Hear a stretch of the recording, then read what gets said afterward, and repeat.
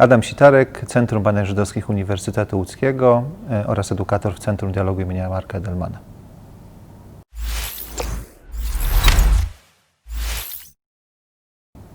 W historii Łodzi jednym z najważniejszych wydarzeń jest historia getta łódzkiego. Ubytek 1/3 mieszkańców miasta wydaje się być jednym z najważniejszych wydarzeń w historii społecznej naszego miasta. Historia getta łódzkiego zaczęła się jeszcze jesienią 1939 roku, zanim Niemcy oficjalnie zadecydowali o utworzeniu dzielnicy zamkniętej dla Żydów w naszym mieście. Już wtedy rozpoczęły się pierwsze prześladowania Żydów w Łodzi. Od pierwszych dni niemieckiej okupacji Żydzi stali się celem ataków zarówno niemieckich żołnierzy, którzy przebywali w naszym mieście, jak i lokalnych sympatyków nazizmu tutaj jeszcze wówczas w Łodzi. Stopniowo Żydzi byli wykluczani z życia społecznego, życia gospodarczego, a później także dotknęło ich fizyczne wykluczenie z przestrzeni miejskiej, czyli zamknięcie w odizolowanej dzielnicy. Pierwsze miesiące okupacji niemieckiej wyglądały w ten sposób, że Żydzi padali ofiarą przypadkowych, takich spontanicznych akcji mini-pogromowych. Sami Niemcy nazywali to Blitzpogromen, błyskawiczne pogromy. To były napady na ulicy, zmuszanie Żydów złapanych na ulicy do wykonywania poniżających prac przymusowych, na przykład odśnieżania ulic przy pomocy dłoni, sprzątania toalet, mycia pomieszczeń przeznaczonych na niemieckie urzędy za pomocą własnych ubrań. W samym dzienniku Dawida Sierakowiaka kilkukrotnie wspominana jest właśnie akcja łapanek Żydów na ulicach i właśnie te łapanki to był jeden z największych strachów, czy jednych z największych wydarzeń, czego Żydzi się obawiali na początku wojny. Żeby zminimalizować ryzyko wyłapywania z ulicy, kolokwialnie mówiąc, Żydów do prac przymusowych, administracja żydowska, którą od jesieni 1939 roku kierował Mordechaj Chaim Rumkowski, wyznaczony przez Niemców przełożonym Starszeństwa Żydów, wyszła z inicjatywą stworzenia specjalnej jednostki o nazwie Arbeitseinsatz, czyli Biuro Powołań, które miało na celu wyznaczanie czy zbieranie robotników żydowskich, którymi później władze niemieckie mogły dysponować do wykonywania różnych prac. Ta inicjatywa Rumkowskiego, utworzenia właśnie specjalnej grupy, takiego komanda roboczego, pokazuje, że już na początku okupacji struktura gminy wyznaniowej żydowskiej, która musiała ulec w zasadzie dekompozycji, przebudowie gruntownej, powoli odnajdywała się w nowej rzeczywistości właśnie pod kierownictwem Mordechaja Chaima Rumkowskiego. Niezależnie od tych łapanek przymusowych prac na ulicy, tak jak wspomniałem, Żydzi byli wykluczani z życia gospodarczego. Szereg przepisów i sankcji, które wprowadzano za pomocą rozporządzeń policyjnych czy zarządzeń władz cywilnych, wykluczało Żydów na przykład z możliwości produkowania czegokolwiek, pozbawiało Żydów własności. Tutaj mówię o przedsiębiorstwach, ale także o zmagazynowanych towarach. Nie pozwalało Żydom dokonywać transakcji płatniczych, skonfiskowano im posiadane w banku oszczędności, później ograniczono im także możliwość posiadania większej ilości gotówki. Żydzi stopniowo poddawani tym represjom stali się jedną z najuboższych warstw czy grup mieszkających w mieście i to było właśnie jednym z celów niemieckich okupantów, pozbawienie tej grupy takich podstaw gospodarczych egzystencji i możliwości zarabiania środków pieniężnych. Żydzi byli wyrzucani z pracy, tutaj w urzędach czy w jakichś publicznych instytucjach, ale także zwalniani z prywatnych przedsiębiorstw, które przechodziły na ręce niemieckich powierników. Tak mniej więcej przebiegało to wykluczanie Żydów z życia gospodarczego. Równolegle od jesieni 1939 roku aż do zamknięcia granic getta Żydów pozbawiano na przykład możliwości świętowania świąt żydowskich czy prowadzenia kultu religijnego. Synagogi zostały zamknięte, klucze skonfiskowano. We wstrząsającym tekście Itzhaka Katzenelsona, żydowskiego poety spisanym w obozie koncentracyjnym na terenie Francji, w pieśni o zamordowanym żydowskim narodzie, Katzenelson przywołuje historię jednego z łódzkich rabinów, który pod synagogą na ulicy Wólczańskiej był dręczony właśnie przez niemieckich oficerów i później brutalnie pobity. Fragment pieśni o zamordowanym żydowskim narodzie jest jednym, ten dotyczący właśnie tej sceny dręczenia, jednym z najbardziej sugestywnych opisów prześladowań Żydów na początku wojny w naszym mieście. Stopniowo władze niemieckie zaczęły organizować swoje podejście do społeczności żydowskiej, a podstawą tego podejścia było specjalne rozporządzenie wydane przez szefa Głównego Urzędu Bezpieczeństwa Rzeszy o tym, w jaki sposób Niemcy mają się zachować w stosunku do Żydów. Tam w kilku punktach sprecyzowano dokładnie, w jaki sposób postępować w dużych miastach, w małych miejscowościach, w jaki sposób Żydów wykluczać z życia gospodarczego. Opisano fakt, że trzeba wyznaczać reprezentację społeczności żydowskiej, czyli właśnie Rady Starszych, które miały być przedstawicielstwem Żydów wobec władz niemieckich. Później pojawił się też taki wątek, który mówił o tym właśnie w tym rozkazie, że Żydzi mają być izolowani w dużych ośrodkach miejskich, blisko ważnych szlaków komunikacyjnych, co miało później ułatwić realizację celu ostatecznego. Ten cel ostateczny wówczas jeszcze nie był sprecyzowany. Oczywiście my wiemy, co się stało z Żydami po 1942 roku, że niemal wszyscy zostali zamordowani w obozach natychmiastowej zagłady, ale jeszcze w 1939 roku tym celem ostatecznym prawdopodobnie była emigracja Żydów z Europy, zmuszenie Żydów do opuszczenia Europy. Potem, po wydaniu tego rozkazu w końcu września 1939 roku, tak jak powiedziałem, stopniowo ta pętla zaciskała się wokół Żydów. W grudniu wprowadzono obowiązek noszenia żółtych gwiazd Dawida na wierzchniej odzieży, na prawej piersi i prawej łopatce, które zastąpiły wprowadzone wcześniej żółte opaski noszone na ramieniu. Więc oprócz tej izolacji takiej gospodarczej, teraz nastała taka izolacja symboliczna. Żydzi zostali naznaczeni jako inna grupa, naznaczona właśnie tym symbolem, znakiem hańby, jak go nazywano. Chociaż z drugiej strony w dzienniku Jakuba Poznańskiego pojawiają się też zapisy mówiące o tym, że próbowano w jakiś sposób racjonalizować sobie tą sytuację i radzić sobie z tą traumą za pomocą poczucia humoru. I tam pojawiają się takie zapisy mówiące o tym, że Żydzi na gwiazdkę zostali udekorowani jak choinki, właśnie takimi gwiazdkami, bo to był grudzień 1939 roku. Więc to poczucie humoru, które później będzie też towarzyszyć historii getta, również w takim momencie bardzo dramatycznym było obecne. Również w grudniu 1939 roku pojawił się pomysł, jeszcze nie do końca określony, ale odizolowania Żydów w północnej części miasta. Prezydent policji rejencji łódzkiej, Kalisko-Łódzkiej właśnie zapowiedział, że Żydów należy zamknąć na północy miasta, bo ich jest w Łodzi bardzo dużo. Podał liczbę, o ile dobrze pamiętam, 320 000, co było oczywiście grubo przesadzone. Ale to nie jest nowością. Niemcy bardzo podkręcali statystyki dotyczące różnych aspektów eksploatacji getta, chociażby produktywności i produkcji w getcie. I właśnie uzasadniając tą wielką liczbą i koniecznością odizolowania Żydów, jednocześnie niemożliwością wywiezienia Żydów z Łodzi, czy zmuszenia Żydów do opuszczenia naszego miasta, w ten sposób właśnie uzasadniano konieczność utworzenia dzielnicy zamkniętej.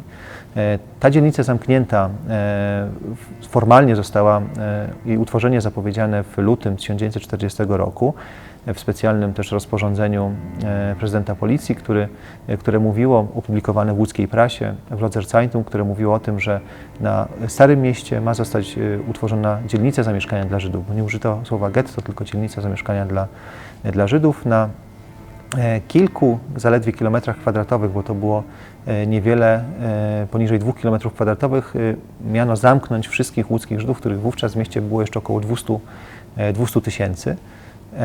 Później okazało się, że ten obszar był absolutnie za mały, żeby pomieścić wszystkich łódzkich Żydów, którzy znajdowali się na terenie Łodzi.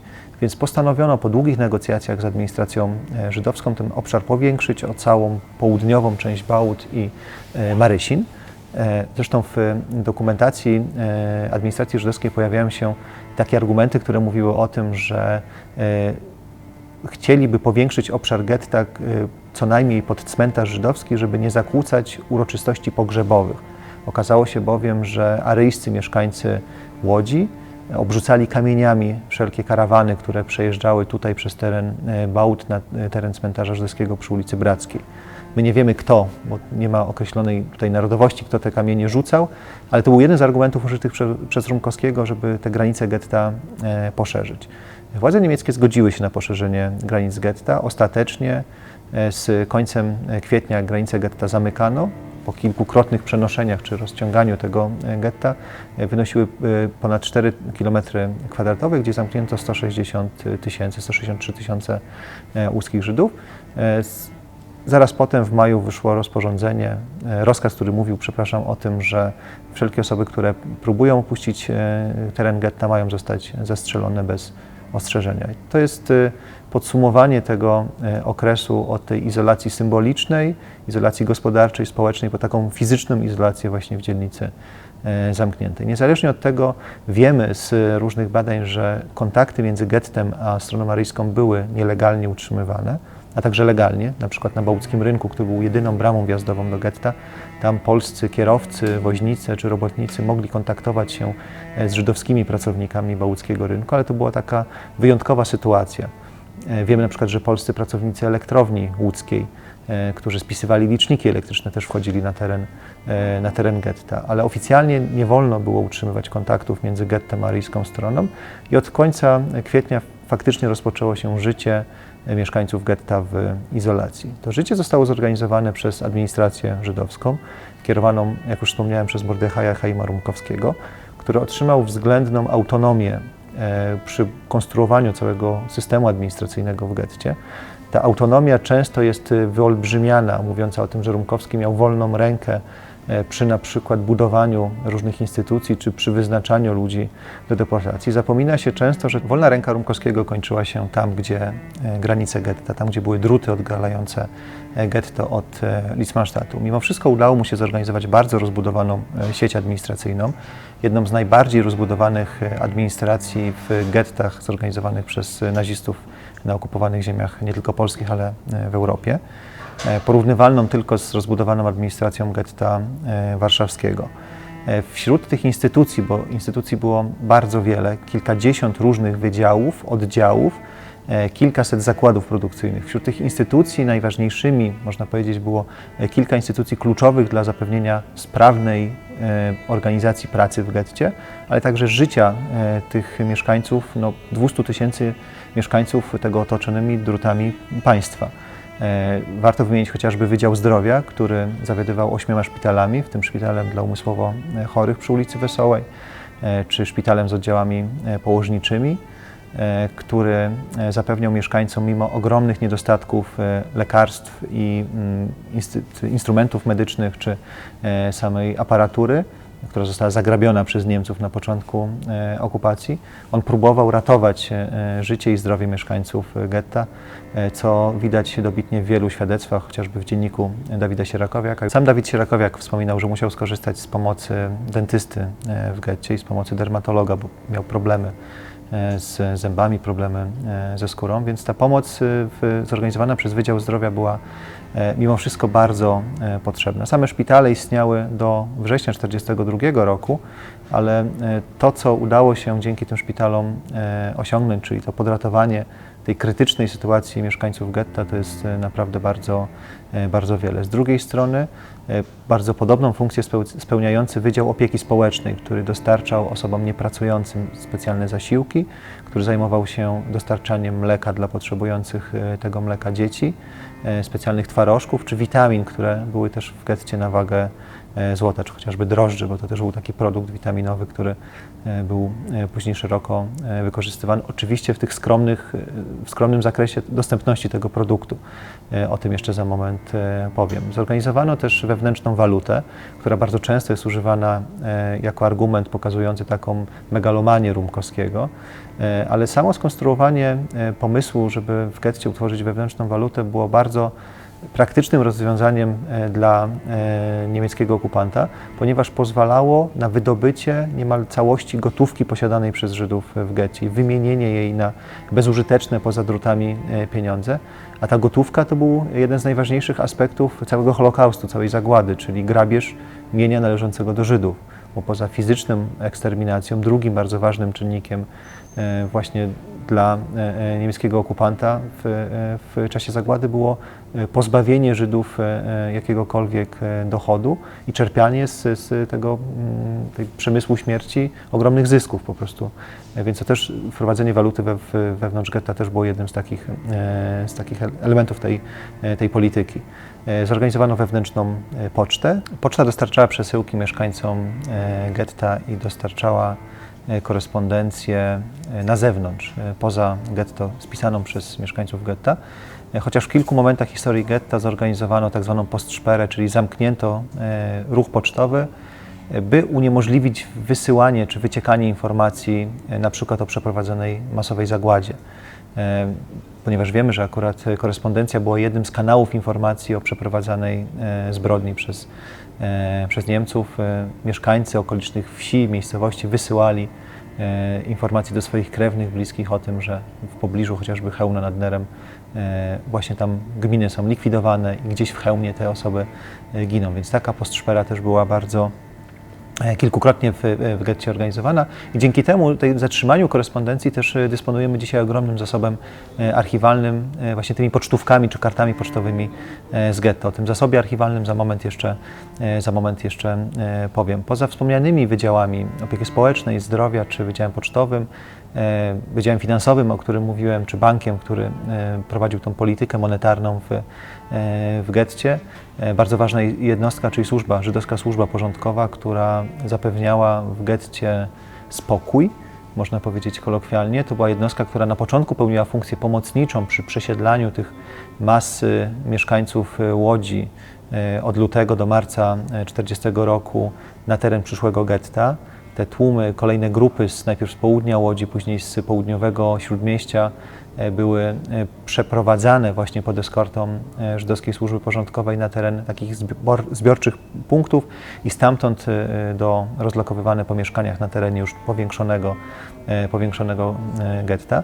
Więc z początkowej takiej funkcji policji żydowskiej, czyli żydowskiej służby porządkowej, ta formacja zaczęła pełnić funkcję jednostki, która pilnowała porządku, pilnowała tego, by pracownicy fabryk czy tak zwanych resortów pracy w getcie nie kradli towarów, czy pracownicy kuchni nie kradli jedzenia, co w sytuacji skrajnego niedożywienia i głodu było bardzo trudne dla tych osób właśnie pracować przy jedzeniu i cały czas walczyć z tą pokusą.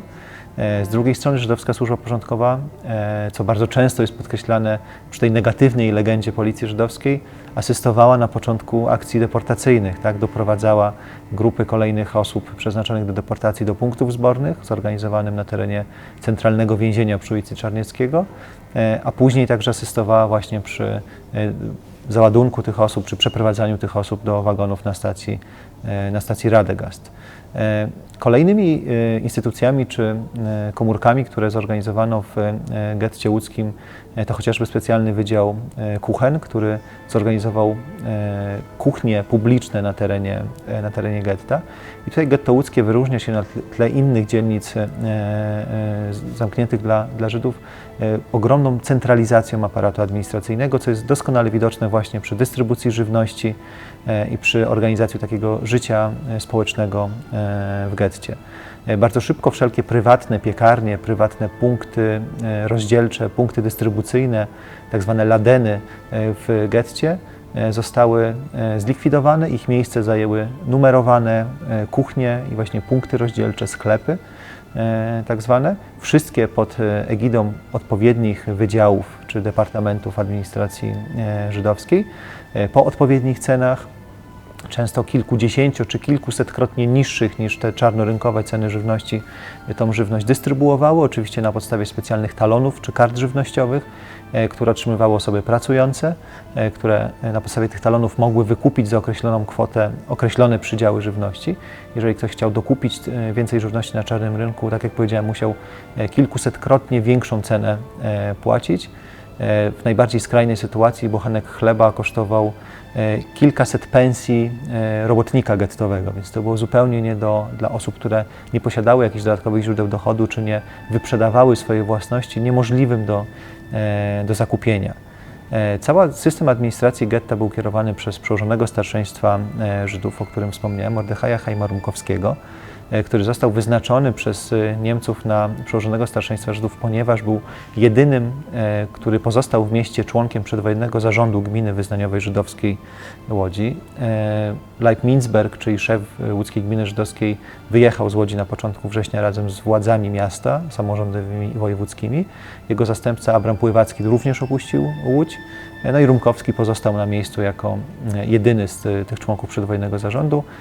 Dlatego też jemu przypadła rola, prawdopodobnie dlatego jemu przypadła rola organizacji administracji i rola przełożonego starszeństwa Żydów. On miał swoje biura na Bołockim Rynku, który był sercem getta. Bołocki Rynek był nazywany tym gettowym Downing Street. Najważniejsze wszystkie urzędy w getcie mieściły się właśnie na Bołockim Rynku. Tam był centralny sekretariat, centralne biuro resortów pracy, które zajmowało się właśnie organizacją produkcji, ale także ekspozytura, czyli biuro niemieckiego zarządu getta, Gettoverwaltung. Samo Gettoverwaltung było jednostką miejską, wydziałem magistratu łódzkiego, zarządu miejskiego, który powstał z takiego wydziału gospodarki i żywności getta, z takiej małej komórki. Przeszedł w rolę samodzielnego wydziału wiosną 1940 roku.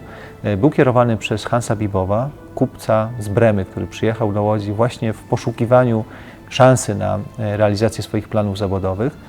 Z dokumentów procesu Hansa Bibowa, bo on przeżył okupację, został postawiony po wojnie przed Sądem Okręgowym w Łodzi przy Placu Dąbrowskiego i tam skazanym na karę śmierci. Z dokumentów procesowych wiemy, że Hans Bibow raczej nie był gorliwym nazistą, bardziej przedsiębiorcą w typie Oskara Schindlera, który skorzystał z okazji wzbogacenia się na nowej sytuacji wojennej. Zresztą każda wojna takie osobliwości przyciąga i każda wojna wiąże się z takim naturalnym ruchem właśnie w gospodarce wokół nie tylko produkcji wojennej, ale właśnie wykorzystywania czy eksploatacji podbitych terenów. I właśnie Hans Bibow był typem takiego przedsiębiorcy, który przyjechał do Łodzi szukać właśnie zysków czy możliwości realizacji swoich planów zawodowych. Hans Bibow bardzo silnie naciskał na to, by w getcie zwiększać produktywność, by w getcie budować coraz więcej zakładów pracy, które mogły zapewnić oczywiście po pierwsze dochód dla getta.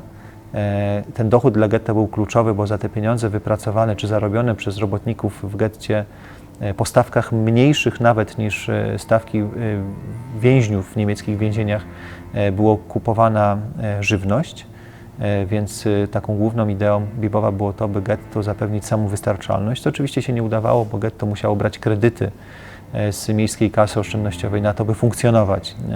To też jest bardzo ciekawy, jeszcze nie do końca przebadany wątek. Hans Bibow ze swoim pomysłem uczynienia getta takim wielkim zakładem produkcyjnym doskonale porozumiał się tutaj na tej płaszczyźnie z Mordechajem Chaimem Rumkowskim, który również widział w tej produktywizacji robotników w getcie widział szansę na ocalenie. Jego podstawowe hasła, które często są powtarzane, streszczające politykę Rumkowskiego, to praca, spokój, porządek, albo naszą jedyną drogą jest praca. Dzisiaj z perspektywy kilkudziesięciu lat my wiemy, jaki Niemcy zgotowali los mieszkańcom getta i wszystkim Żydom w podbitej przez nazistów Europie, ale pamiętajmy, że wówczas na początku okupacji sami Niemcy nie byli pewni co do losu Żydów, a nawet w momencie, gdy rozpoczęła się eksterminacja, próbowano maksymalnie wykorzystać żydowską siłę roboczą właśnie dla powiększenia dochodu i zysku III Rzeszy i zapewnienia ciągłości produkcji, bowiem praca w tych ponad 100 resortach pracy na terenie getta umożliwiała ubranie w mundury niemieckie kilkudziesięciu tysięcy niemieckich robotników i wysłanie ich na front wschodni. To jest bardzo ważny czynnik. Skoro o froncie wschodnim mowa, też jest tutaj bardzo istotny element, dlaczego administracji niemieckiej getta zależało tak bardzo na tym, by utrzymać getto tak długo istniejące. Przypominam, że łódzkie getto funkcjonowało do sierpnia 1944 roku, czyli gdy większość europejskich Żydów została już zamordowana w komorach gazowych Treblinki, Birkenau czy Sobiboru, Bełżca, w getcie łódzkim nadal było kilkadziesiąt tysięcy Żydów i to funkcjonowanie było bardzo istotne dla niemieckich urzędników, dlatego by pokazać ich przydatność pamiętamy, że w roku 1943 po klęskach na froncie wschodnim coraz więcej niemieckich mężczyzn zdolnych do noszenia broni było mobilizowanych do armii. Ta wysyłka na front wschodni była dla nich czymś, czego panicznie się bano. Dlatego tutaj zresztą to widać w dokumentacji Gettoverwaltung, tych kilkudziesięciu pracowników zostało wysłanych na front wschodni, ale generalnie zależało, żeby jak najdłużej utrzymać istnienie tej komórki, tego wydziału właśnie Gettoverwaltung, po to, by pokazać, że oni nie mogą być wysłani na front wschodni, bo są tutaj potrzebni, bo właśnie produkują na potrzeby niemieckiej armii różnego rodzaju wyposażenie czy elementy umundurowania. I tutaj wracając do resortów pracy w getcie łódzkim produkowano rozmaite towary, zarówno na zamówienia składane przez armię, przez Wehrmacht, ale także Kriegsmarine czy Luftwaffe, jak również przez prywatne firmy produkujące chociażby bielizny, które do dzisiaj istnieją na rynku. I te zamówienia właśnie dotyczyły chociażby jakichś koronek, elementów dekoracyjnych od tych prywatnych firm, a dla armii mundury, bluzy, czapki wojskowe, specjalne gumowe płaszcze dla załóg łodzi podwodnych czy dla motocyklistów, ale także słomiane obuwie. Tutaj niedaleko Centrum Dialogów przy ulicy Wojska Polskiego, gdzie mieścił się przez moment obóz dla Romów, tam po jego likwidacji zorganizowano wielki resort obuwia słomianego, takich specjalnych ocieplaczy na buty zakładanych przez żołnierzy na froncie wschodnim. W milionach par to obuwie było produkowane, zachowała się dokładna dokumentacja, ile w jakim okresie wyprodukowano, więc dla gospodarki wojennej III Rzeszy produkcja getta łódzkiego była naprawdę kluczowa. Cały system administracyjny getta istniał niemal do końca jego funkcjonowania, chociaż w kilku momentach musiał dokonać pewnych zmian czy przekształceń. Pierwszym takim momentem istotnym w historii getta, poza oczywiście jego zamknięciem, to był moment, kiedy jesienią 1941 roku do getta wsiedlono prawie 20 000 Żydów z Rzeszy i Protektoratu. Wówczas to na rozkaz Artura Greisera, który opierał się z kolei na poleceniu Heinricha Himmlera, na teren Litzmannstadtu do getta wsiedlono 20 000 Żydów z Pragi, Wiednia, Berlina, Emden, a także 5 000 Romów z pogranicza węgiersko-austriackiego. Mówię wsiedlono, bo to jest taki germanizm, nie używa się go w języku polskim, ale właśnie takiego sformułowania po polsku używano, mówiąc o tej akcji. Specjalnie utworzono Wydział dla Wsiedlonych, właśnie tak się też w getcie po polsku nazywał, który zajmował się kontaktami tej grupy wsiedleńców z administracją żydowską, był taką instytucją pośredniczącą. Wszelkie sprawy tych 20 000 osób, czy dotyczące jakichś prozaicznych rzeczy, wyposażenia ich zbiorowych miejsc zamieszkania, tak zwanych kolektywów, czy rozwodów, czy jakieś takie sprawy dotyczące na przykład wypłaty rent, bo część spośród tych osób była rencistami podlegających pod system rentowy w III Rzeszy i te renty nadal otrzymywali. Warto też powiedzieć, że te osoby nie były tylko wszystkie Żydami wyznawcami judaizmu, ale w tej grupie znalazła się duża grupa uznanych za Żydów na podstawie ustaw norymberskich, ale to byli chrześcijanie, ewangelicy i katolicy. Wśród nich także siostra zagodna z Wiednia, Regina Furman, która w habicie tutaj do getta trafiła. Więc to wydarzenie z jesieni 1941 roku, kiedy do getta przyjechało 20 000 Żydów z Rzeszy i Protektoratu oraz 5 000 Romów, to był jeden z najważniejszych tutaj momentów tego historii dzielnicy zamkniętej w 1941 roku i to doprowadziło do szeregu zmian. Po pierwsze likwidacji szkolnictwa, do tego czasu istniał wydział szkolny, kilkaset szkół powszechnych, planowana szkoła muzyczna, szkoły dla głuchoniemych, licea, gdzie można było maturę w getcie zdobyć. To wszystko zostało zlikwidowane, bo budynki szkół zostały przeznaczone na kolektywy, czy na te zbiorowe miejsca zamieszkania. Przyjazd tak dużej grupy osób zupełnie nieprzygotowanych do życia w getcie, zupełnie nie spodziewających się tego, co zastaną we wschodniej Polsce, też doprowadził do mocnych perturbacji społecznych i gospodarczych. Społecznych dlatego, że doprowadził do dość silnego, wyrazistego konfliktu między tymi wsiedleńcami z zachodu, a miejscowymi Ostjuden, jak ich nazywano. którzy no, niestety wykorzystywano częściowo tą trudną sytuację wsiedleńców, a ci wsiedleńcy zupełnie nie byli w stanie zrozumieć też trudnej sytuacji, w jakiej byli miejscowi, takie pole do konfliktu, które często także opierało się o brak komunikacji. Ci ludzie mówili zupełnie innymi językami. Mało kto spośród wsiedleńców znał język żydowski. Tutaj w Łodzi, w Bałutach większość mówiła po żydowsku bądź po polsku. Tam większość mówiła po niemiecku bądź po czesku. Więc to też są bardzo takie ciekawe przyczyny tych konfliktów. No i spowodował ogromny kryzys w gospodarce getta, bo nagle te osoby przywiozły ze sobą ogromne ilości rzeczy, które zaczęły wyprzedawać za jedzenie. Więc oczywiście ceny jedzenia, żywności zaczęły rosnąć w górę i okazywało się, że za jeden obiad płacono odzieżą dla całej rodziny, tak? Bo to były takie zwyżki ceny, co dla mieszkańców miejscowych getta też spowodowało oczywiście, no bo to się odbiło też na ich sytuacji. Oni już nie mogli sobie pozwolić na wyprzedawanie kolejnych sprzętów, wyposażenia domowego, by kupić dodatkowe racje żywnościowe. Kolejnym ważnym momentem w historii getta to jest moment z początku roku 1942, czyli niewiele później, kiedy Niemcy rozpoczęli deportację Żydów z getta łódzkiego do obozu zagłady w Chełmie nad Nerem. Ten obóz zorganizowano już w grudniu 1941 roku. Był to pierwszy uruchomiony obóz natychmiastowej zagłady w Europie. Od 8 grudnia zabijano tam mieszkańców pobliskich powiatów, mówię pobliskich w okolicy, znajdujących się w okolicy Chełmna. Od stycznia 1942 roku do Chełmna najpierw skierowano transport, grupę ponad 4,5 tysiąca Romów z obozu romskiego w getcie, którzy zostali natychmiast tam zamordowani, a następnie w styczniu 1942 roku kolejne grupy Żydów było wysiedlanych do Chełmna, wywożonych przez stację Radegast. I te deportacje trwały aż do września 1942 roku. W ich rezultacie ponad 50 tysięcy łódzkich Żydów zostało zamordowanych właśnie w Chełmie nad Nerem w ruchomych komorach gazowych.